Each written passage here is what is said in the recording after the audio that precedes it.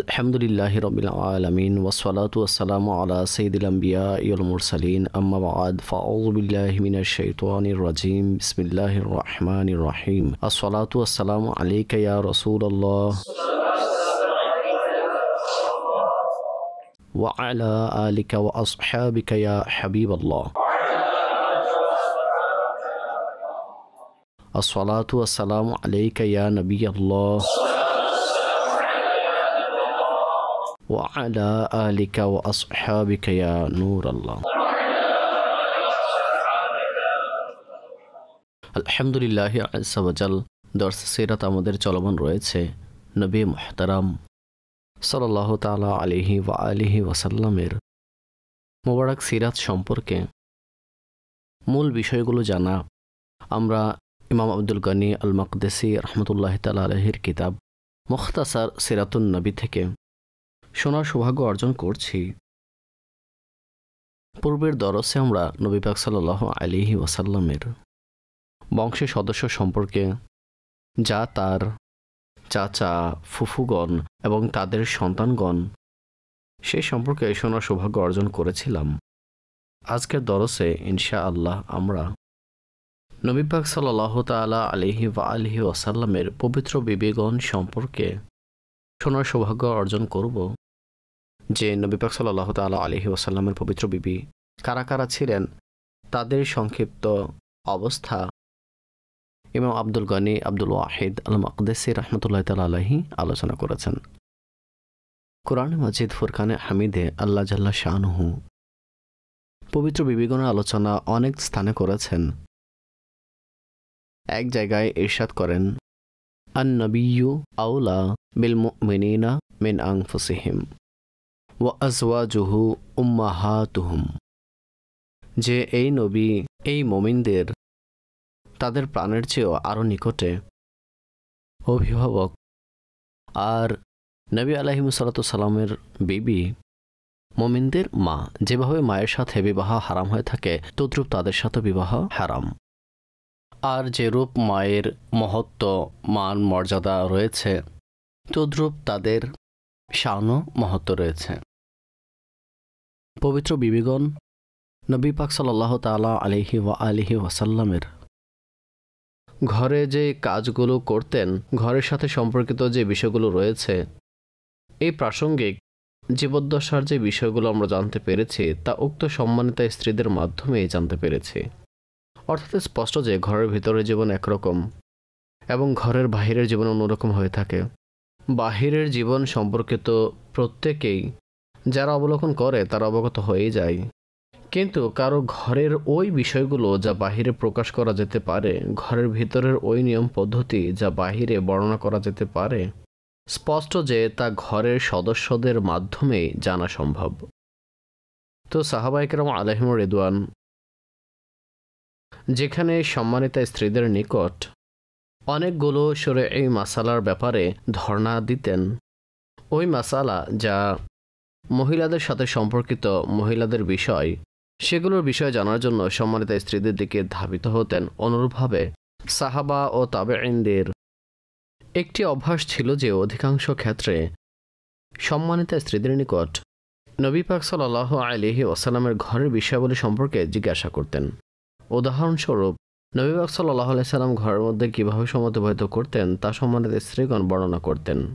যে হুজুর আলাইহিস সালাতু সালাম ঘরের কাজ নিজে করে নিতেন, বাজার সদাই নিজে করে নিতেন, এমনকি নিজের পাদুকা সেলাইয়ের প্রয়োজন হলে জুতো মুবারক নালাইন শরীফকেও নবী পাক সাল্লাল্লাহু আলাইহি ওয়াসাল্লাম নিজেই সেলাই করে নিতেন। এই যে ঘরের বিষয়গুলো রয়েছে তা সম্মানিতা স্ত্রীগণ উম্মতকে বলেছেন যে নবী পাক সাল্লাল্লাহু তাআলা আলাইহি ওয়াসাল্লাম জীবন ব্যবস্থাপনায় এই পদ্ধতি অবলম্বন করেছেন। এছাড়াও অনেক স্থানে কোরআনে মাজিদ ফুরকানে হামিদের আয়াতের মধ্যে সম্মানিতা স্ত্রীদের আলোচনা বিদ্যমান। হে মাহবুব, আপনার স্ত্রীদেরকে বলে দিন, আপনার বিবিদেরকে ইরশাদ করুন। তো অনুরূপ অনেক শব্দ কোরআনে মাজিদ ফুরকানে হামিদে বিদ্যমান। ইরশাদ করেছেন যে ইয়া নিসা নবিয়্যি লাস্তুন্না কাআহাদিম মিনান নিসা, হে নবী আলাইহিস সালাতু সালামের স্ত্রীগণ, অর্থাৎ সম্মানিত স্ত্রীদেরকে ইরশাদ করেছেন যে তোমরা অন্য নারীদের মতো নও, অন্য মহিলাদের মতো নও। ঠিক আছে। আব্দুল মালিক বিন মোহাম্মদ নেসাবুরি রহমতুল্লাহ তাআলা আলাইহি নিজের কিতাব শরফুল মুস্তাফায় একটি হাদিসে মোবারকা উল্লেখ করেছেন, যা ইমাম কুতুবুদ্দিন হেলবি রহমতুল্লাহ তাআলা আলাইহি আল মাওরিদুল আবুল হানির মধ্যে উল্লেখ করেছেন যে নবী পাক সাল্লাল্লাহু তাআলা আলাইহি ওয়াসাল্লাম ইরশাদ করেছেন, আমি যেই নারীকে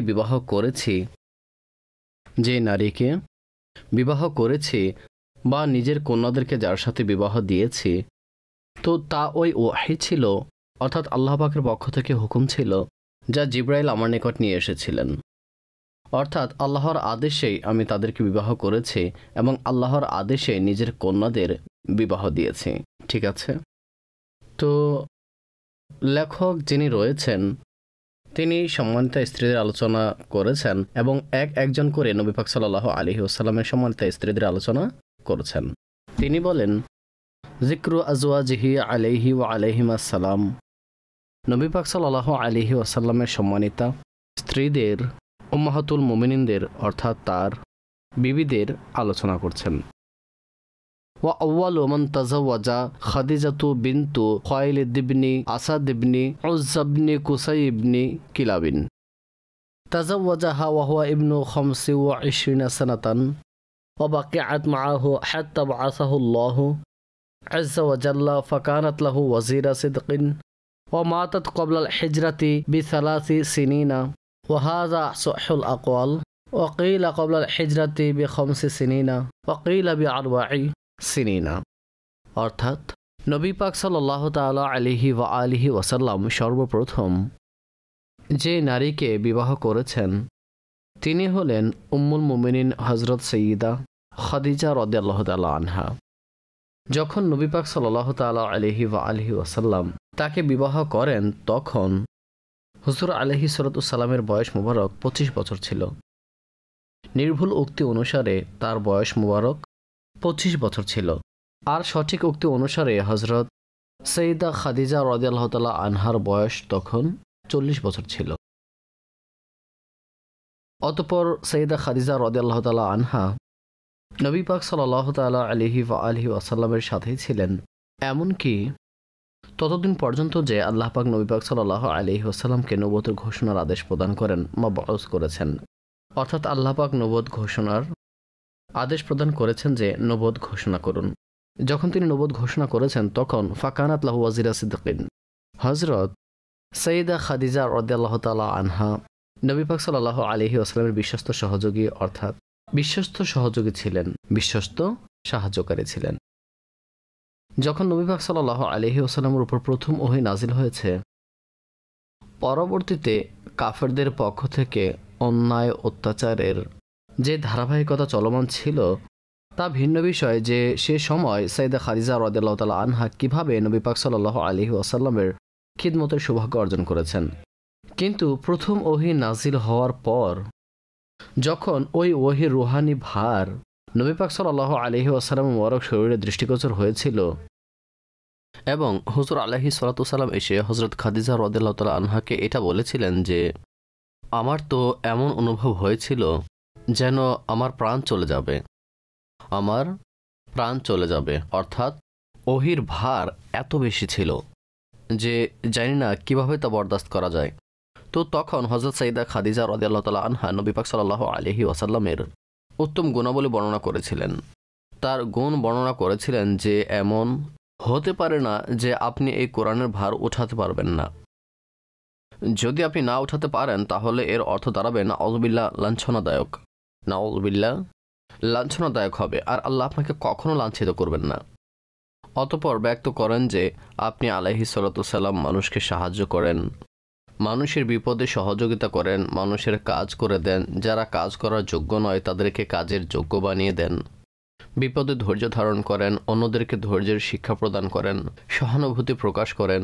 নবী পাক সাল্লাল্লাহু আলাইহি ওয়াসাল্লামের সকল গুণাবলী বর্ণনা করেন এবং হুজুর আলাইহিস সালামকে আশ্বাস প্রদান করেন। অতঃপর হযরত ওয়ারকা বিন নাউফিলের নিকট সর্বপ্রথম হযরত সাইয়্যিদা খাদিজা রাদিয়াল্লাহু তাআলা আনহাই নিয়ে গিয়েছিলেন। তো এভাবেই তিনি নবী পাক সাল্লাল্লাহু আলাইহি ওয়াসাল্লামের বিশ্বস্ত সমব্যথী ছিলেন, নবী পাক সাল্লাল্লাহু আলাইহি ওয়াসাল্লামের বিশ্বস্ত সঙ্গী ছিলেন।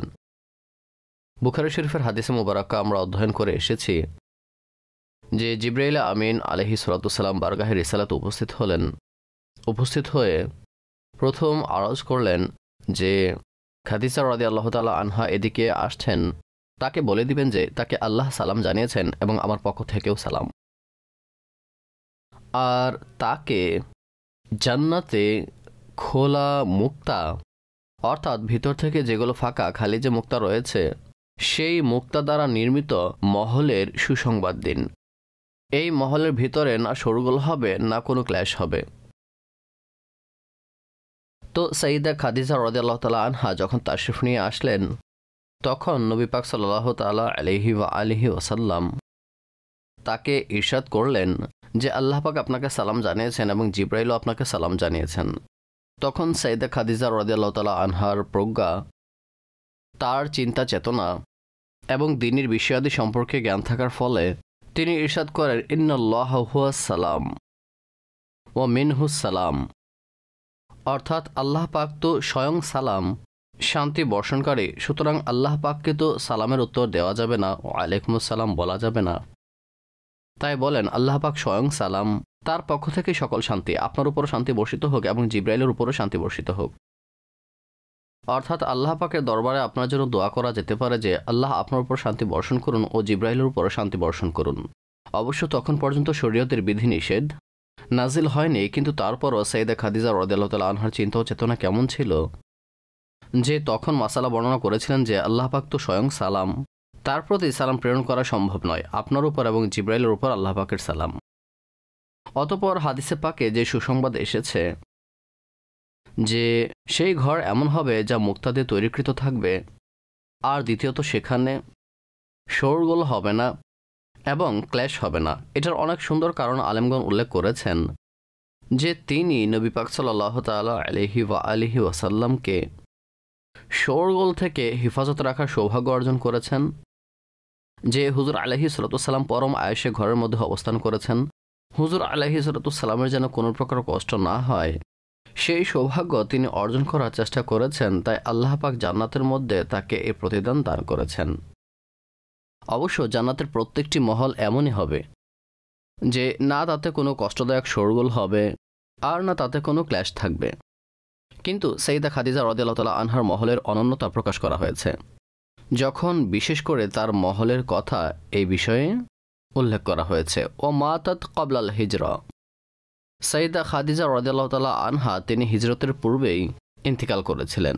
এখন এর মধ্যে মতবিরোধ রয়েছে যে তার যে ইন্তিকাল হয়েছে, হিজরতের পূর্বে তার যে ওফাত হয়েছে, তার মধ্যে মতৈক্য রয়েছে। হিজরতের পূর্বে ইন্তিকাল করেছেন, কিন্তু কখন ইন্তিকাল করেছেন, এতে 3 ধরনের উক্তি রয়েছে। অনেক আলেমদের মতে হিজরতের 3 বছর পূর্বে হযরত সাইয়্যিদা খাদিজা রাদিয়াল্লাহু তাআলা আনহার ওফাত হয়েছে, অর্থাৎ নবী পাক সাল্লাল্লাহু তাআলা আলাইহি ওয়াসাল্লামের নবুয়ত ঘোষণা করার 10 বছর পর।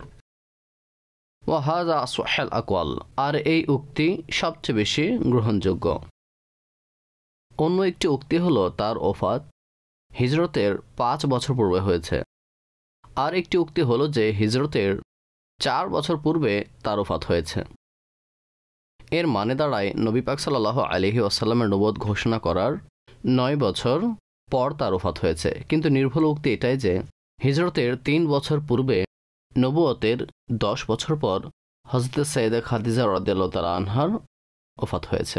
ঠিক আছে, তো তিনি নবী পাক সাল্লাল্লাহু আলাইহি ওয়াসাল্লামের সর্বপ্রথম সহধর্মিণী এবং সৃষ্টিজগতের মধ্যে যারা বেশি ফজিলতপূর্ণ নারী রয়েছেন, সবচেয়ে বেশি যাদের সম্মান ও মর্যাদা রয়েছে, যেমন হজরতে মরিয়ম, হজরতে আসিয়া, হজরত ফাতিমা, হজরত আয়েশা, তো তাদের মধ্যে একটি সুপ্রিয় নাম হজরত সাইয়্যিদা খাদিজা রাদিয়াল্লাহু তাআলা আনহা। ঠিক আছে, ও তাজাওয়াজা সাউদাতা বিনতা জামাআত ইবনে قيس بن شمس بن أدب بن نصر بن مالك بن حس بن عامر بن رواي بن غالب بن قرشية العامرية بعد خديجة بمكة قبل الحجرة، وكانت قبله عند سكران بن عمرو أخي سهيل بن عمرو، وكبرت عنده وأراد طلاقها فوهبت يومها لعائشة فأمسكها। অর্থাৎ হযরত খাদিজাতুল কুবরা রাদিয়াল্লাহু তাআলা আনহার পর নবী পাক সাল্লাল্লাহু তাআলা আলাইহি ওয়াসাল্লাম সঠিক উক্তি অনুসারে, অর্থাৎ যখন ওফাত হয়ে যায় হজরত খাদিজা রাদিয়াল্লাহু তাআলা আনহার, তো তারপর সর্বপ্রথম যেই নারীকে বিবাহ করেন তিনি হলেন হজরত সঈদা সাউদা বিনতে জামআ রাদিয়াল্লাহু তাআলা আনহা। উম্মুল মুমিনিন হজরত সঈদা সাউদা রাদিয়াল্লাহু তাআলা আনহা। আর হিজরতের পূর্বেই নবী পাক সাল্লাল্লাহু আলাইহি ওয়াসাল্লাম তাকে বিবাহ করেছিলেন বিভিন্ন মানুষের অনুপ্রেরণা প্রদানের মাধ্যমে। কেননা হজরত খাদিজা রাদিয়াল্লাহু তাআলা আনহার ওফাত হয়ে গিয়েছিল। নবী পাক সাল্লাল্লাহু আলাইহি ওয়াসাল্লামের হজরতে খাদিজা রাদিয়াল্লাহু তাআলা আনহার প্রতি যে ভালোবাসা ছিল তা সবার সামনে স্পষ্ট ছিল। তখন হুজুর আলাইহিস সালাম বিষণ্ণ ছিলেন। অতঃপর হজরত সাউদা রাদিয়াল্লাহু তাআলা আনহাকে বিবাহ করেন।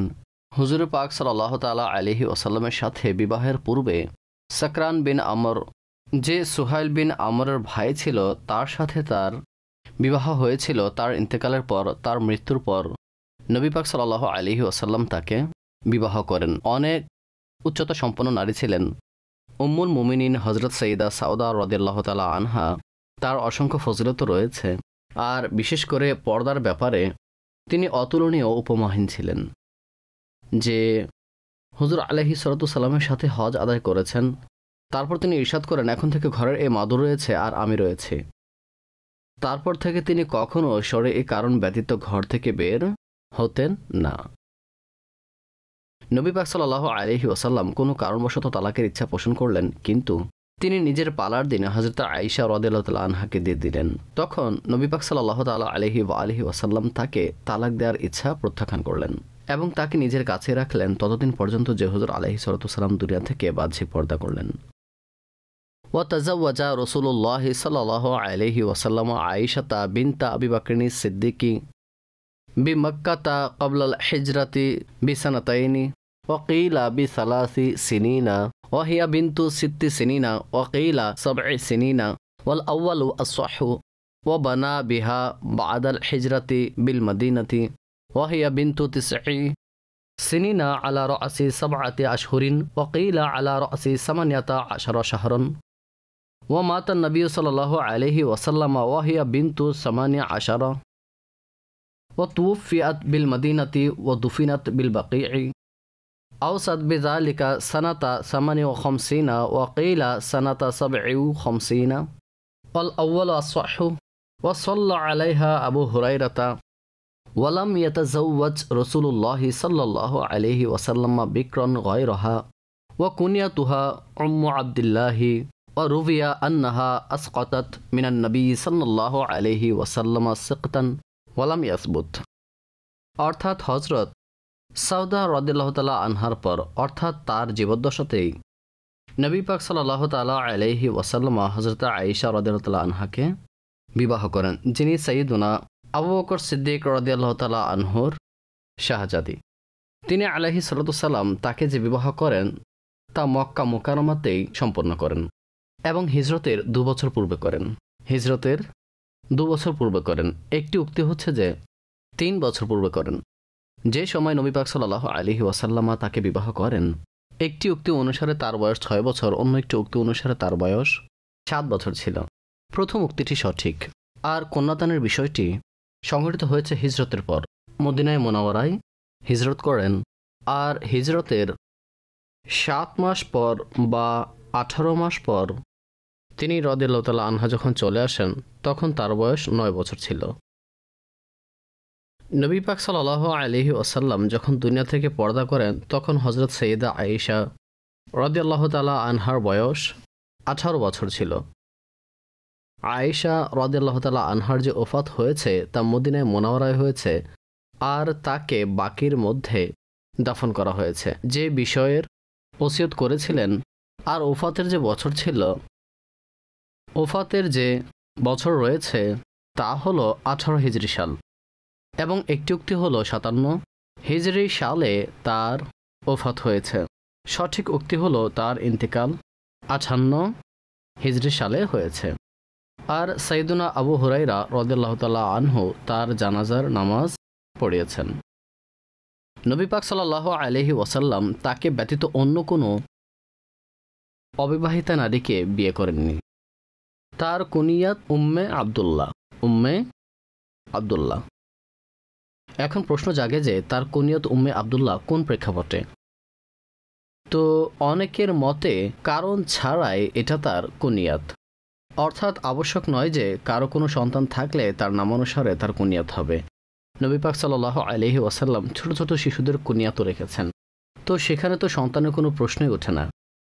নাম্বার 2, অনেকে বলেছেন এটা তার ভাগিনা হজরত আবদুল্লাহ বিন জুবায়ের রাদিয়াল্লাহু তাআলা আনহুর নিসবতে তার কুনিয়াত ছিল। অবশ্য একটি উক্তি রয়েছে যে তার গর্ভে এক সন্তানের জন্ম হয়েছিল, কিন্তু সেই সন্তান মৃত্যুবরণ করে, অর্থাৎ মৃত জন্ম হয়েছিল। যখন জন্ম হয়েছে তখন মৃত জন্ম হয়েছে, অর্থাৎ পেটের মধ্যে সে শিশু মারা গিয়েছিল। এটা একটি উক্তি, কিন্তু এই উক্তি সঠিক নয়। এই উক্তি সঠিক নয়, তার গর্ভে কোনো সন্তানই হয়নি। এমনিতেও তার ফজিলত অসংখ্য অগণিত। সাইয়্যিদা আয়েশা রাদিয়াল্লাহু তাআলা আনহার নবী পাক সাল্লাল্লাহু তাআলা আলাইহি ওয়া আলিহি ওয়াসাল্লাম হৃদয়ের দিক থেকে সবচেয়ে বেশি হযরত আয়েশা সিদ্দিকা রাদিয়াল্লাহু তাআলা আনহাকে ভালোবাসতেন। হুজুর আলাইহিস সালাতু সালাম আদিল ও ইনসাফকারী ছিলেন। তিনি সর্বদা নিজের সম্মানিতা স্ত্রীদের মাঝে ইনসাফ করতেন, এতে কোনো পার্থক্য করতেন না। কিন্তু নিজে আল্লাহর দরবারে ফরিয়াদ করতেন যে অন্তরের যে অনুরাগ রয়েছে তা আমার আয়ত্তে করে দাও। অর্থাৎ অন্তরের যে অনুরাগ ছিল তা হযরত সাইয়্যিদা আয়েশা রাদিয়াল্লাহু তাআলা আনহার দিকে ছিল। সহিহ বুখারী শরীফের মধ্যে হযরতে আমর বিন আল আস রাদিয়াল্লাহু তাআলা আনহু যখন নবী পাক সাল্লাল্লাহু আলাইহি ওয়াসাল্লামকে জিজ্ঞেস করলেন যে আপনার নিকট সবচেয়ে পছন্দনীয় কে, তখন বললেন আয়েশা। ঠিক আছে, অর্থাৎ সবচেয়ে অধিক প্রিয় ছিলেন হযরতে আয়েশা রাদিয়াল্লাহু তাআলা আনহা। আর নবী পাক সাল্লাল্লাহু তাআলা আলাইহি ওয়াসাল্লামকে নিয়মানুযায়ী আল্লাহ পাকের পক্ষ থেকে জিবরাইল আমিন তার ছবি এনে দেখিয়েছিলেন যে তার সাথে আপনার বিবাহ হবে। আর তিনি দুনিয়াতেও নবী পাক সাল্লাল্লাহু আলাইহি ওয়াসাল্লামের স্ত্রী এবং আখিরাতেও হুজুর আলাইহিস সালাতু ওয়াসাল্লামের স্ত্রী। অবশ্য সকল উম্মাহাতুল মুমিনিন নিশ্চিতভাবে জান্নাতে এবং নবী পাক সাল্লাল্লাহু আলাইহি ওয়াসাল্লামের সাথেই থাকবেন। কিন্তু কিছু সম্মানিত স্ত্রীদের ক্ষেত্রে বিশেষ করে উল্লেখ করেছেন যে ইনি দুনিয়াতেও হুজুরের স্ত্রী এবং আখিরাতেও হুজুরের স্ত্রী। তাদের মধ্যে হযরত সাইয়্যিদা আয়েশা রাদিয়াল্লাহু তাআলা আনহা রয়েছেন। তাকে বাকির মধ্যে দাফন করা হয়েছে যার ওসিয়ত তিনি করেছিলেন। মূলত যে হুজরা মুবারাকা রয়েছে যেখানে নবী পাক সাল্লাল্লাহু তাআলা আলাইহি ওয়াসাল্লাম হযরত সাইয়্যিদুনা আবু বকর ও হযরত সাইয়্যিদুনা ওমর রাদিয়াল্লাহু তাআলা আনহুমা ঘুমিয়ে রয়েছেন, যেখানে তাদের মাজার রয়েছে, সেখানে এক অংশ ছিল হুজুর আলাইহিস সালাম ও অন্যান্যদের মাজারের, এবং এক অংশের মধ্যে হযরত সাইয়্যিদা আয়েশা রাদিয়াল্লাহু তাআলা আনহা বসবাস করতেন। সেখানে এতটুকু জায়গা ছিল যে তাকে সেখানে দাফন করা যাবে। কিন্তু সাইয়্যিদা আয়েশা রাদিয়াল্লাহু তাআলা আনহা ইরশাদ করেন যে না, আমাকে দাফন করা হবে জান্নাতুল বাকির মধ্যে দাফন করা হবে। এর কারণ ব্যাখ্যাকারীগণ এটা উল্লেখ করেছেন যে এটা তার বিনয়ের বহিঃপ্রকাশ ছিল। বিনয়ের বহিঃপ্রকাশ ছিল, যেন এমন না হয় যে পরবর্তীতে আগত মানুষ এটা না বলতে পারে যে সাইয়্যিদা আয়েশার মাহাত্ম্য দেখো, যে অন্যান্য সম্মানিতা স্ত্রীগণ কবরস্থান জান্নাতুল বাকির মধ্যে দাফন করা হয়েছে, কিন্তু হযরতে আয়েশা তিনি নবী পাক সাল্লাল্লাহু আলাইহি ওয়াসাল্লামের সাথে সমাধিস্থ রয়েছেন। তো তারা কি করবে? মাহাত্ম্য বর্ণনা করবে, মর্যাদা বর্ণনা করবে। তো বললেন না, আমাকে আমার সঙ্গীদের সাথে দাফন করবেন। সুতরাং এটা হলো বিনয়ের বহিঃপ্রকাশ। হযরত আব্দুল্লাহ বিন মাসউদ রাদিয়াল্লাহু তাআলা আনহু বলেন, রিয়াকারী মৃত্যুর পরও রিয়া করা বর্জন করে না। অর্থাৎ নিজের মৃত্যুকে নিয়েও রিয়া করতে চায় যে সে চায় তার জানাজা অনেক বড় হবে, যেন মানুষ আলোচনা করে যে কত বড় জানাজা হয়েছে, কত বড় জানাজা হয়েছে। কিন্তু সাইয়্যিদা আয়েশা রাদিয়াল্লাহু তাআলা আনহার বিনয়ী দেখুন যে তিনি বলেন আমাকে বাকির মধ্যে আমার সাথীদের সাথে দাফন করবেন, অর্থাৎ তার যে অন্যান্য, অর্থাৎ নবী পাক সাল্লাল্লাহু আলাইহি ওয়াসাল্লামের অন্যান্য যে সম্মানিত স্ত্রীগণ রয়েছেন তাদের সাথে আমাকে দাফন করা হবে, যেন এটা অহংবোধজনক বিষয় না হয় যে অন্যান্য স্ত্রীগণ বাকির মধ্যে আর আমি নবী পাক সাল্লাল্লাহু আলাইহি সাল্লামের সাথে সমাধিস্থ হয়েছি। আওসাদ বিযালিকা, তিনি এটার ওসিয়ত করেছিলেন। ওয়াতাজাওয়াজা রাসূলুল্লাহ সাল্লাল্লাহু আলাইহি ওয়াসাল্লাম হাফসাতা বিনতা উমর ইবনুল খাত্তাবি ওয়া কানাত ক্বাবলাহু ইনদা হুনাইস ইবনে হুযাফাতা ওয়া কানা মিন আসহাবি রাসূলিল্লাহ সাল্লাল্লাহু আলাইহি ওয়াসাল্লাম তুফিয়া বিল মদিনাতি ওয়া ক্বাদ শাহিদা বদরন ওয়া ইরওয়া আন্না নবিয়্য সাল্লাল্লাহু আলাইহি ওয়াসাল্লাম তাল্লাকাহা ফাআতাহু জিবরিল আলাইহিস সালাম ফাকালা ইন্নাল্লাহা ইয়া'মুরুকা আন তুরাজি'a হাফসাকা فإنها صوامة قوامة وإنها زوجتك في الجنة وروى عقبة بن عامر الجهني رضي الله تعالى عنه قال طلق رسول الله صلى الله عليه وسلم حفصة بنت عمر فبلغ ذلك عمر فحس على رأسه ترابا وقال ما يبع الله بعمر وابنته بعد هذا فنزل جبريل من الغد على النبي صلى الله عليه وسلم وقال إن الله يأمرك أن تراجع حفصة رحمة لعمر অর্থাৎ লেখক চতুর্থ সম্মানিত স্ত্রী আলোচনা করছেন যে নবী পাক সাল্লাল্লাহু আলাইহি ওয়াসাল্লাম হযরত সাইয়্যিদা হাফসা বিনতে উমর রাদিয়াল্লাহু তাআলা আনহুমাকে বিবাহ করেন। অর্থাৎ উম্মুল মুমিনিন হযরত হাফসা রাদিয়াল্লাহু তাআলা আনহা হলেন হযরত উমর রাদিয়াল্লাহু তাআলা আনহুর শাহজাদী। তার যে পূর্বে স্বামী ছিলেন তিনি ছিলেন হযরত হুনাইস বিন হুযাফা রাদিয়াল্লাহু তাআলা আনহু। হযরত হুনাইস বিন হুযাফা রাদিয়াল্লাহু তাআলা আনহু তিনি সাহাবী ছিলেন এবং বদরের যুদ্ধে অংশগ্রহণ করেছিলেন, অর্থাৎ বদরি সাহাবী ছিলেন। তার সম্পর্কে অর্থাৎ হাফসা রাদিয়াল্লাহু তাআলা আনহার সম্পর্কে বর্ণিত রয়েছে যে অর্থাৎ যখন তার ওফাত হয়ে যায় হযরত হুনাইস বিন হুযাফা রাদিয়াল্লাহু তাআলা আনহুর, তো তারপর নবী পাক সাল্লাল্লাহু আলাইহি ওয়াসাল্লাম তাকে বিবাহ করেন। হযরত হাফসা রাদিয়াল্লাহু তাআলা আনহা অনেক বেশি ইবাদত পরায়ণা নারীতে অন্তর্ভুক্ত ছিলেন এবং ফকিহা ছিলেন। কোরআনে মাজিদ ফুরকানে হামিদের যে লিখিত গ্রন্থ ছিল তা তার কাছে সুরক্ষিত ছিল, যা নিয়ে হযরত ওসমান গনি রাদিয়াল্লাহু তাআলা আনহু অনুলিপি তৈরি করিয়েছিলেন এবং অন্যান্য স্থানে প্রেরণ করেছিলেন। তো এটা বর্ণিত রয়েছে যে কোনো কারণবশত নবী পাক সাল্লাল্লাহু আলাইহি ওয়াসাল্লাম তাকে তালাক দিয়েছিলেন। তখন আল্লাহ পাকের পক্ষ থেকে জিবরাইল আমিন আলাইহিস সালাম রিসালাতের দরবারে উপস্থিত হলেন এবং এসে আরজ করলেন যে আল্লাহ পাক আপনাকে আদেশ প্রদান করেছেন যে হযরত হাফসাকে পুনরায় ফিরিয়ে আনুন, অর্থাৎ রুজু করে নিন। এখনও নবী পাক সাল্লাল্লাহু আলাইহি ওয়াসাল্লামের অনেক কাজ হিকমতের পরিপ্রেক্ষিতে হয়ে থাকে, যার মাধ্যমে উম্মতের অনেক বিষয়ের দিক নির্দেশনা প্রতিফলিত হয়। তো মুরাজাআতের আদেশ দিয়েছেন, রুজু করার আদেশ দিয়েছেন, আর তার ফজিলত বর্ণনা করা হয়েছে যে তিনি অধিক হারে দিনে রোজা রাখতেন এবং রাতে নামাজ আদায় করতেন। এবং পাশাপাশি এই ফজিলত বর্ণনা করা হয় যে তিনি দুনিয়াতে আপনার সহধর্মিণী এবং জাওজাতুকা ফিল জান্নাহ, জান্নাতে আপনার সহধর্মিণী। আরেকটি বর্ণনায় রয়েছে যা লেখক আলাইহির রহমা ঘটনা বর্ণনা করেছেন, যখন এই সময় হযরত ওমর কাছে পৌঁছল তখন মাথায় হাত দিয়ে দিলেন যে এখন আমার এবং আমার কন্যার কি হবে, আল্লাহ আমাদের কোনো উপায় বের করে দিবেন, এত বড় একটি ঘটনা ঘটে গেল, ঠিক আছে আমরা তো ধ্বংস বরবাদ হয়ে গেলাম, যে আল্লাহ পাকের নবী আলাইহিস সালাম যদি তালাক দিয়ে দেন তাহলে আমাদের কি হবে। তখন আল্লাহ পাকের পক্ষ থেকে জিবরাইল আমিন রিসালাতের দরবারে উপস্থিত হলেন এবং উপস্থিত হয়ে আরজ করলেন আল্লাহ পাক আপনাকে আদেশ প্রদান করেছেন হযরত হাফসার সাথে মুরাজাআত করে নিন রাহমাতাল লিউমর, আল্লাহ পাক হযরত ওমরের প্রতি রহমত প্রেরণ করেছেন। ঠিক আছে, উভয় বিষয় রয়েছে যে হযরত ওমর রাদিয়াল্লাহু আনহুর প্রতি রহমত এবং হযরত হাফসা রাদিয়াল্লাহু তাআলা আনহার ফজিলত ছিল যে নবী পাক সাল্লাল্লাহু আলাইহি ওয়াসাল্লাম তাকে মুরাজাআত করেছেন, রুজু করেছেন। তুফিআত সানাতা 27 ওয়া কিলা সানাতা 28 আমা ইফরিকিয়া। হযরত হাফসার ওফাত হয়েছে 27 হিজরিতে বা 28 হিজরিতে তার ওফাত হয়েছে। ওই বছর যখন আফ্রিকা বিজয় হয়েছিল, তার ওফাত ওই বছরই হয়েছে, কিন্তু এতে মতানৈক্য রয়েছে যে ওই বছরে কি আফ্রিকা বিজয় হয়েছিল নাকি হয়নি। সঠিক উক্তি হলো যে ওই বছর আফ্রিকা বিজয় হয়নি।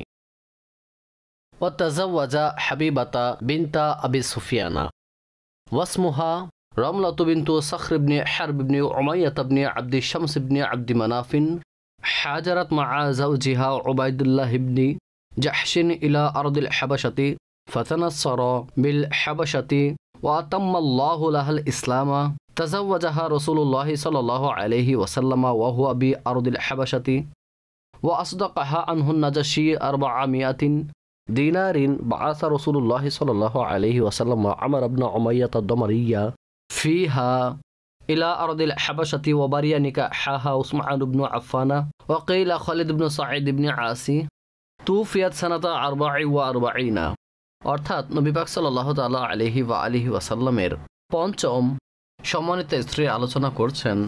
নবী পাক সাল্লাল্লাহু আলাইহি ওয়াসাল্লাম হযরত উম্মে হাবিবা রাদিয়াল্লাহু তাআলা আনহা, তার কন্যার নাম হলো হাবিবা, শাহজাদীর নাম হাবিবা, তার নিসবতেই তাকে উম্মে হাবিবা বলা হয়। সঠিক উক্তি অনুসারে তার নাম হলো রামলা। নাম কি? রামলা। অনেকে হিন্দ উল্লেখ করেছেন, কিন্তু সঠিক এটাই যে তার নাম রামলা। তিনি হযরত আবু সুফিয়ান রাদিয়াল্লাহু তাআলা আনহুর কন্যা। ঠিক আছে, কিন্তু ঈমান অনেক পূর্বেই আনয়ন করেছিলেন। প্রথমে ঈমান আনয়নকারীদের অন্তর্ভুক্ত তার যে স্বামী ছিল ওবায়দুল্লাহ বিন জাহাশ, সেও ঈমান আনয়ন করেছিল এবং তার সাথে তিনি হাবশার দিকে হিজরত করেছিলেন। কিন্তু ওবায়দুল্লাহ বিন জাহাশের দুর্ভাগ্য যে সে হাবশায় গিয়ে নাসারা হয়ে গিয়েছিল, ঈসাই হয়ে গিয়েছিল। কিন্তু হজরত উম্মে হাবিবা রাদিয়াল্লাহু তাআলা আনহা সেও ইসলামের উপর অটল ছিলেন। লেখক বলেন, আতাম্মাহুল্লাহু আল ইসলাম, আল্লাহ তাকে ইসলামের উপর অটল ও অনড় রেখেছিলেন, তাকে ইসলামের উপর অটল রেখেছিলেন। যখন ওবায়দুল্লাহ বিন জাহাশ মারা যায়, তখন নবী পাক সাল্লাল্লাহু আলাইহি ওয়াসাল্লাম তিনি হাবশাতে অবস্থান করছিলেন। হজরত উম্মে হাবিবা রাদিয়াল্লাহু তাআলা আনহা সেখানে তার জন্য বিবাহের প্রস্তাব প্রেরণ করলেন। আর নাজ্জাশের যেই বাদশাহ ছিলেন, তিনি নবী পাক সাল্লাল্লাহু তাআলা আলাইহি ওয়াসাল্লামের ও উম্মে হাবিবা রাদিয়াল্লাহু তাআলা আনহার বিবাহ সম্পাদন করেন। আর যে মোহরানা ছিল নবী পাক সাল্লাল্লাহু আলাইহি ওয়াসাল্লাম যা নির্ধারণ করেছিলেন তা 400 দিনার ছিল। 400 দিনার ছিল এবং সম্মানিত স্ত্রীদের মধ্যে সবচেয়ে বেশি যার মোহরানা ছিল তা তারই ছিল। সবচেয়ে বেশি মোহরানা তা তারই ছিল। আর তা নাজ্জাশের বাদশাহ নবী পাক সাল্লাল্লাহু আলাইহি ওয়াসাল্লামের পক্ষ থেকে আদায় করেছিলেন। কিন্তু যখন তার নিকট সংবাদ পৌঁছল হজরতে উম্মে হাবিবা রাদিয়াল্লাহু তাআলা আনহার নিকট যে নবী পাক সাল্লাল্লাহু আলাইহি ওয়াসাল্লাম বিবাহের প্রস্তাব পাঠিয়েছেন, তখন যে দাসী বিবাহের প্রস্তাব নিয়ে এসেছিল, তখন হজরত উম্মে হাবিবা স্বর্ণের বালা পরিহিত অবস্থায় ছিলেন, কানের দুল পরা ছিলেন। যেহেতু বিবাহের প্রস্তাব নবী পাক সাল্লাল্লাহু আলাইহি ওয়াসাল্লাম পক্ষ থেকে এসেছে, তাই যা ছিল সব খুলে তাকে দিয়ে দিলেন। এত বড় খুশি খবর যে নবী পাক সাল্লাল্লাহু আলাইহি ওয়াসাল্লাম গ্রহণ করবেন, তার পক্ষ থেকে বিবাহের যেই অভিভাবক নির্ধারণ হয়েছিলেন হজরত আবু সুফিয়ান রাদিয়াল্লাহু তাআলা আনহু তখনও ঈমান আনয়ন করেননি। কিন্তু নবী পাক সাল্লাল্লাহু তাআলা আলাইহি ওয়াসাল্লামের মাহাত্ম্য যে যখন হজরত আবু সুফিয়ানের নিকট নবী পাক সাল্লাল্লাহু আলাইহি ওয়াসাল্লামের বিবাহের সংবাদ পৌঁছল যে উম্মে হাবিবা রাদিয়াল্লাহু তাআলা আনহাকে নবী পাক সাল্লাল্লাহু আলাইহি ওয়াসাল্লাম বিবাহ করছেন, তখন তিনি বলেছিলেন যে তিনি তো ওই ব্যক্তিত্ব যার প্রস্তাবকে প্রত্যাখ্যান করা যাবে না। অর্থাৎ তখনকার শত্রুতা তার নিজ স্থানে, তখনকার বিষয়গুলো তার নিজ জায়গায়, কিন্তু নবী পাক সাল্লাল্লাহু আলাইহি ওয়াসাল্লামের মাহাত্ম্য এটা যে তার পক্ষ থেকে যখন বিবাহের প্রস্তাব এসেছে তখন তা কিভাবে প্রত্যাখ্যান করা যেতে পারে। আর তার বিবাহের অভিভাবক যিনি নির্ধারিত হয়েছিলেন, একটি উক্তি হলো যে হজরত ওসমান বিন আফফান ছিলেন এবং অন্য একটি উক্তি হলো হজরত খালিদ বিন সাইদ বিন আল আস ছিলেন। 44 হিজরি সালে 44-এ তার ওফাত হয়েছে। ওয়াতাজাওয়াজা রাসূলুল্লাহ সাল্লাল্লাহু আলাইহি ওয়াসাল্লাম উম্মু সালামাতা ওয়াসমুহা হিন্দু বিনতু আবি উমাইয়া তাবনিল মুগীরা তাবনিল আব্দুল্লাহ ইবনে উমর ইবনে মখজুমিন ইয়াকাতা তাবনি মুররা তাবনি কাআব ইবনে লুআই ইবনে গালিবিন وكانت قبله عند أبي سلمة عبد الله بن عبد الأسد بن هلال بن عبد الله بن عمر بن المخزوم. توفيت سنة 62 ودفنت بالبقيع وهي آخر أزواج رسول الله صلى الله عليه وسلم وفاة وقيل إن ميمونة آخرهن. অর্থাৎ নবী পাক সাল্লাল্লাহু তাআলা আলাইহি ওয়া আলিহি ওয়াসাল্লামের ষষ্ঠ সম্মানিত স্ত্রীর আলোচনা করছেন, যে নবী পাক সাল্লাল্লাহু আলাইহি ওয়াসাল্লাম হযরত সাইয়্যিদা উম্মে সালমা রাদিয়াল্লাহু তাআলা আনহাকে বিবাহ করেন, যার নাম হিন্দ বিনতে আবু উমাইয়া বিন মুগিরা বিন আব্দুল্লাহ বিন আমর বিন মখজুম বিন ইয়াগজা বিন মুররা বিন কাআব বিন লুআই বিন গালিব ছিল। আর নবী পাক সাল্লাল্লাহু তাআলা আলাইহি ওয়া আলিহি ওয়াসাল্লামের সাথে বিবাহের পূর্বে হযরত আবু সালমা আব্দুল্লাহ বিন আব্দুল আসাদের বিবাহ বন্ধনে ছিলেন, যিনি নবী পাক সাল্লাল্লাহু তাআলা আলাইহি ওয়া আলিহি ওয়াসাল্লামের ফুফুর ছেলে আর নবী পাক সাল্লাল্লাহু তাআলা আলাইহি ওয়াসাল্লামের রেজাই ভাইও ছিলেন। তাকে সাইয়্যিদুনা হামজা রাদিয়াল্লাহু তাআলা আনহুকে এবং নবী পাক সাল্লাল্লাহু আলাইহি ওয়াসাল্লামকে হযরতে সুয়াইবা দুধ পান করিয়েছেন, তো তিনি রেজাই ভাইও ছিলেন। তার ওফাতের পর নবী পাক সাল্লাল্লাহু আলাইহি ওয়াসাল্লাম হযরত উম্মে সালমা রাদিয়াল্লাহু তাআলা আনহাকে বিবাহ করেন। তিনি 62 হিজরি সালে ইন্তিকাল করেন, ওফাত হয়ে যায়। আর বাকি অর্থাৎ মদিনায় মুনাওয়ারায় জান্নাতুল বাকির মধ্যে সেখানে তার মাজার মুবারক বিদ্যমান। একটি উক্তি হলো যে নবী পাক সাল্লাল্লাহু আলাইহি ওয়াসাল্লাম সর্বশেষ যে নারীকে বিবাহ করেছিলেন তিনি হলেন হযরত উম্মে সালমা রাদিয়াল্লাহু তাআলা আনহা, কিন্তু সঠিক উক্তি হলো যে সর্বশেষ বিবাহ নবী পাক সাল্লাল্লাহু আলাইহি ওয়াসাল্লাম হযরত সাইয়্যিদুনা মাইমুনা রাদিয়াল্লাহু তাআলা আনহাকে করেছিলেন।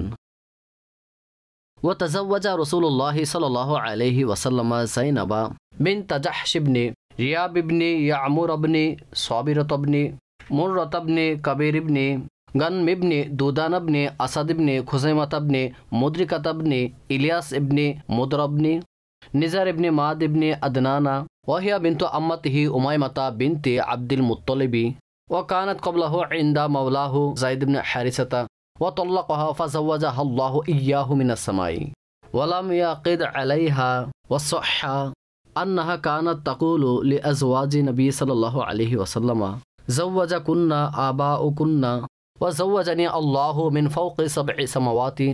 توفيت مدينة سنة 20 ودفنت في البقيع। অর্থাৎ নবী পাক সাল্লাল্লাহু আলাইহি ওয়াসাল্লামের সপ্তম সম্মানিত স্ত্রী হলেন হযরত যায়েনব বিনতে জাহাশ রাদিয়াল্লাহু তাআলা আনহা। তিনি নবী পাক সাল্লাল্লাহু আলাইহি ওয়াসাল্লামের ফুফাতো বোন ছিলেন আর হুজুর পাক সাল্লাল্লাহু তাআলা আলাইহি ওয়াসাল্লামকে মহব্বতকারী ও তার মুক্ত করা গোলাম হযরতে সাইয়্যিদুনা যায়েদ বিন হারিসা। প্রথমে তার সাথে তার বিবাহ হয়েছিল, ঠিক আছে। অতঃপর তিনি যখন তালাক দিয়ে দেন তখন নবী পাক সাল্লাল্লাহু তাআলা আলাইহি ওয়াসাল্লাম তাকে বিবাহ করেন। আর হাদিসের মধ্যে উল্লেখ রয়েছে যে তোমার বিবাহ আমার সাথে আল্লাহ পাক সম্পন্ন করেছেন, আল্লাহ আমার সাথে করেছেন। এই জন্য তিনি অন্যান্য সম্মানিত স্ত্রীদেরকে বলতেন যে তোমাদের বিবাহ তোমাদের বাবা দাদারা সম্পন্ন করেছেন, অর্থাৎ তোমাদের বড়রা নবী পাক সাল্লাল্লাহু আলাইহি সাল্লামের সাথে করেছেন, কিন্তু আমার বিবাহ আল্লাহ পাক আকাশের উপর থেকে এর আদেশ প্রদান করেছেন এবং বিবাহ করেছেন। অর্থাৎ ওই আল্লাহ যিনি আকাশসমূহের মালিক, 7 আসমানের মালিক, তিনি নবী পাক সাল্লাল্লাহু আলাইহি ওয়াসাল্লামের সাথে আমার বিবাহ করেছেন, ঠিক আছে। মদিনায়ে মুনাওয়ারায় 20 হিজরি সালে তার ওফাত হয়েছে এবং বাকি শরীফের মধ্যে যায়েনব রাদিয়াল্লাহু তাআলা আনহাকে দাফন করা হয় এবং সেখানে তার মাজার মুবারক বিদ্যমান। ওয়াতাজাওয়াজা রাসূলুল্লাহ সাল্লাল্লাহু আলাইহি ওয়াসাল্লাম যায়েনব বিনত খুযাইমা ইবনে হারিস ইবনে আব্দুল্লাহ ইবনে আমর ইবনে আব্দুল মানাফ ইবনে হিলাল ইবনে আমির ইবনে সুআসুআ ইবনে মুআবিয়াতা, ওয়া কানাত তুসাম্মা উম্মাল মাসাকিন লিকাসরাতি ইতআমিহা আল মাসাকিন, ওয়া কানাত তাহতা আব্দুল্লাহ ইবনে জাহশ, وقيل عند طفيل بن حارث، والأول أصح، وتزوجها سنة 3 من الحجرين، ولم تلبس عنده إلا يسيرا شهرين أو 3। অর্থাৎ নবী পাক সাল্লাল্লাহু তাআলা আলাইহি ওয়া আলিহি ওয়াসাল্লামের অষ্টম সম্মানিত স্ত্রী যে হুজুর আলাইহিস সালাতু সালাম হযরত সাইয়্যিদা যায়েনব বিনতে খুযাইমা, তিনি অন্যজন হযরত যায়েনব বিনতে জাহাশ ছিলেন। আর ইনি হযরত সাইয়্যিদা যায়েনব বিনতে খুযাইমা রাদিয়াল্লাহু তাআলা আনহা, তাকে নবী পাক সাল্লাল্লাহু আলাইহি ওয়াসাল্লাম বিবাহ করেছিলেন। লেখক আলাইহির রহমা বলেন, ওয়া কানাত তুসাম্মা উম্মাল মাসাকিন, তাকে উম্মুল মাসাকিন বলা হতো এই জন্য যে তিনি মিসকিনদের সাথে অনেক বেশি সদাচরণ করতেন এবং তাদেরকে খাবার খাওয়াতেন, অধিক হারে খাবার খাওয়াতেন। তো তাদের প্রতি ভালোবাসার কারণে, অনুরাগের কারণে, তাদের সাথে সদাচরণের কারণে তাকে উম্মুল মাসাকিন বলা হতো, উম্মুল মাসাকিন বলা হতো। নবী পাক সাল্লাল্লাহু তাআলা আলাইহি ওয়া আলিহি ওয়াসাল্লামের সাথে বিবাহের পূর্বে তার যে বিবাহ হয়েছিল তা আব্দুল্লাহ বিন জাহাশ বা তুফাইল বিন হারিসের সাথে হয়েছিল। সঠিক উক্তি হলো যে নবী পাক সাল্লাল্লাহু আলাইহি ওয়াসাল্লামের বিবাহ বন্ধনে আবদ্ধ হওয়ার পূর্বে তার বিবাহ আব্দুল্লাহ বিন জাহাশের সাথে হয়েছিল। নবী পাক সাল্লাল্লাহু আলাইহি ওয়াসাল্লাম 3 হিজরি সালে তাকে বিবাহ করেন। 3 হিজরি সালে তাকে বিবাহ করেন। হুজুর আলাইহিস সালামের নিকট আসার পর থেকে তিনি অধিক হারে ইবাদতের মধ্যে ব্যস্ত থাকতেন, অধিক হারে ইবাদতের মধ্যে ব্যস্ত থাকতেন। আর হুজুর পাক সাল্লাল্লাহু আলাইহি ওয়াসাল্লামের জীবদ্দশাতেই তার ওফাত হয়ে গিয়েছিল। হুজুর আলাইহিস সালামের সাথে তিনি 2 বা 3 মাস ছিলেন, তারপর তার ইন্তিকাল হয়ে যায়। নবী পাক সাল্লাল্লাহু আলাইহি ওয়াসাল্লামের সম্মানিত স্ত্রীদের মধ্য হতে 2 জনের ওফাত হুজুর আলাইহিস সালামের সামনে তার জীবদ্দশাতেই হয়েছে। তাদের মধ্যে একজন সাইয়্যিদা খাদিজা রাদিয়াল্লাহু তাআলা আনহা এবং দ্বিতীয় হযরত সাইয়্যিদা যায়েনব বিনতে খুযাইমা রাদিয়াল্লাহু তাআলা আনহা। তাদের উভয়ের ওফাত নবী পাক সাল্লাল্লাহু আলাইহি ওয়াসাল্লামের বাহ্যিক জীবদ্দশায় হয়েছে। ওয়া তাজাওয়াজা রাসূলুল্লাহ সাল্লাল্লাহু আলাইহি ওয়াসাল্লাম জুওয়াইরিয়াতা বিনত আল হারিস ইবনে আবি দিরার ইবনে আল হারিস ইবনে আইজ ইবনে মালিক ইবনে আল মুস্তালিক আল खुज़ाइय्याता सुबियत फ़ी ग़ज़वाति बनी मुस्तलिक़ी फ़वक़अत फ़ी सहमिन साबित इब्न क़ैस इब्न शम्मासिन फ़कातबहा फ़क़ज़ा रसूलुल्लाह सल्लल्लाहु अलैहि वसल्लम किताबतहा व तज़व्वजहा फ़ी सित्तिन मिनल हिजरति व तुफ़्फ़ियत फ़ी रबीउल अव्वली सनता 56। অর্থাৎ নবী পাক সাল্লাল্লাহু আলাইহি ওয়াসাল্লামের নবম সম্মানিতা স্ত্রী হুজুর আলাইহিস সালাম হযরতে জুয়াইরিয়া বিনতে হারিসকে বিবাহ করেন। খুজাইয়া একটি গোত্র ছিল, সেই গোত্রের সর্দারের সন্তানের মধ্যে একজন। তো যখন তার বিপরীতে যুদ্ধ হয়, তাদের বিরুদ্ধে যুদ্ধ সংগঠিত হয়, তখন হযরতে জুয়াইরিয়া রাদিয়াল্লাহু তাআলা আনহাও বন্দী হয়ে এসেছিলেন, তিনিও বন্দী হয়ে এসেছিলেন। তার আসল নাম বর্ণনা করা হয় যে তার নাম বাররা ছিল। তার নাম বাররা ছিল। নবী পাক সাল্লাল্লাহু তাআলা আলাইহি ওয়া আলিহি ওয়াসাল্লাম তার নাম পরিবর্তন করে জুয়াইরিয়া রেখেছিলেন। ঠিক আছে, তো তিনি সাবিত বিন কায়েস ইবনে শাম্মাস রাদিয়াল্লাহু তাআলা আনহুর ভাগে পড়েছিলেন, অর্থাৎ যখন গনিমতের মাল বণ্টন করা হয়েছিল তখন তিনি তার ভাগে পড়েছিলেন। তখন তিনি মুকাতাবা করে নিয়েছিলেন। কি করে নিয়েছিলেন? মুকাতাবা। মুকাতাবার মানে হলো তিনি বলে দিলেন যে আমি তোমাকে মূল্য পরিশোধ করে দেব, বিনিময়ে তুমি আমাকে মুক্ত করে দেবে। এখন কথা তো হয়ে গেল যে তিনি মূল্য পরিশোধ করে দিবেন, কিন্তু অর্থ ছিল না। তখন নবী পাক সাল্লাল্লাহু তাআলা আলাইহি ওয়া আলিহি ওয়াসাল্লাম তার পক্ষ থেকে তার মূল্য পরিশোধ করে দিলেন এবং তাকে মুক্ত করে দিলেন। অতঃপর তাকে বিবাহ করেন। যখন তাকে নবী পাক সাল্লাল্লাহু তাআলা আলাইহি ওয়া আলিহি ওয়াসাল্লাম বিবাহ করেন, তখন সকল সাহাবায়ে কেরাম আলাইহিমুর রিদওয়ান সবাই একমত হয়ে বললেন যে নবী পাক সাল্লাল্লাহু তাআলা আলাইহি ওয়া আলিহি ওয়াসাল্লামের যিনি সম্মানিত স্ত্রী রয়েছেন হযরতে সাইয়্যিদা জুয়াইরিয়া, তিনি যেহেতু নবী পাক সাল্লাল্লাহু তাআলা আলাইহি ওয়াসাল্লামের স্ত্রী হয়ে গিয়েছেন, তো এখন এটা হতে পারে না যে আমরা তার বংশের সদস্যদেরকে নিজেদের নিকটবন্দী করে রাখব। তখন সবাই নিজেদের গোলামকে মুক্ত করে দিলেন। এই জন্য হযরত আয়েশা রাদিয়াল্লাহু তাআলা আনহা বলতেন যে আমি তার থেকে বেশি মর্যাদাবান নারী দেখিনি। নিজের গোত্রের জন্য তার চেয়ে বেশি বরকতময় কোনো নারী কখনো দেখিনি। নবী পাক সাল্লাল্লাহু আলাইহি ওয়াসাল্লাম 6 হিজরির মধ্যে তাকে বিবাহ করেন এবং 56 হিজরি সালে রবিউল আউয়াল মাসে তার ওফাত হয়।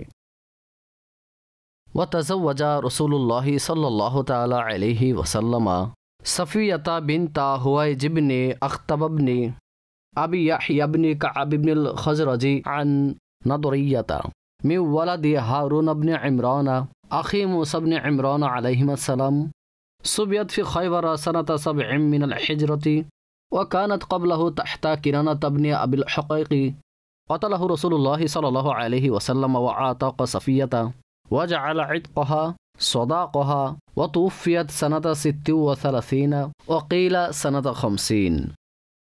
অর্থাৎ নবী পাক সাল্লাল্লাহু আলাইহি ওয়াসাল্লামের দশম সম্মানিতা স্ত্রী হযরতে সাফিয়া বিনতে হুয়াই ইবনে আখতাব রাদিয়াল্লাহু তাআলা আনহা, তিনি একমাত্র নারী যিনি আহলে কিতাবীদের অন্তর্ভুক্ত ছিলেন। আহলে কিতাবীদের অন্তর্ভুক্ত ছিলেন, আর তিনি কুরাইশ অর্থাৎ আরবের কুরাইশ গোত্রের অন্তর্ভুক্ত ছিলেন না, বরং তিনি বাহিরের অন্য বংশের অন্তর্ভুক্ত ছিলেন। তিনি যে বংশ ছিলেন তা হল বনু নাদরের, বনু নাদর। তার যে সর্দার ছিল হুয়াই বিন আখতাব, তার কন্যা ছিলেন, আর তিনি হযরত হারুন আলাইহিস সালামের সন্তানদের অন্তর্ভুক্ত। হযরত হারুন আলাইহিস সালামের সন্তানদের অন্তর্ভুক্ত। খায়বারের যুদ্ধ যখন হয়েছিল তখন তিনি বন্দী হয়ে এসেছিলেন। তারপর হযরত সাইয়্যিদুনা দিহিয়া কলবি রাদিয়াল্লাহু তাআলা আনহুর ভাগের মধ্যে পড়েন। অতঃপর সাহাবায়ে কেরাম আলাইহিম রিদওয়ানদের অনুরোধের মাধ্যমে নবী পাক সাল্লাল্লাহু আলাইহি ওয়াসাল্লাম হযরত দিহিয়া কলবি রাদিয়াল্লাহু তাআলা আনহুকে তার বদলে অনেকগুলো নারী দাসী দিলেন এবং তাকে নবী পাক সাল্লাল্লাহু আলাইহি ওয়াসাল্লাম নিজের নিকট রেখে দিলেন এবং তাকে মুক্ত করে দিলেন। অতঃপর তাকে নবী পাক সাল্লাল্লাহু আলাইহি ওয়াসাল্লাম বিবাহ করেন।